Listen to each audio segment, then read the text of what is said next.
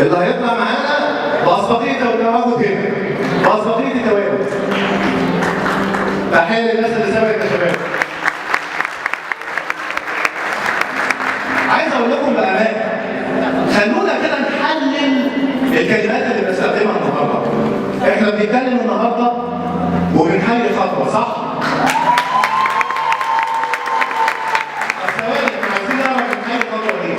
بنحيي خطوة وبنحيي الناس اللي خدت خطوة لقدام وطلعت عشان تحقق هدفها عن الناس اللي قعدت في مكانها وما فكرتش تطلع. تحية كبيرة خالص. خد خطوة قدام في حياتك.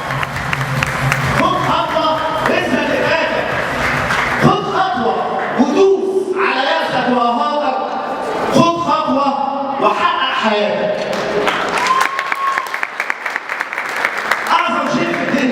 ان انت ما تخافش وانك تقدم وتتحرك، لان النجاح والعمل في بدايته هو سعي. النجاح والعمل في بدايته هو سعي.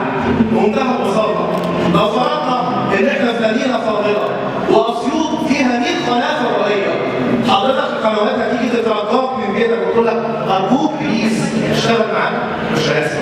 ولكن ممكن تروح ل 99 قناه تضرب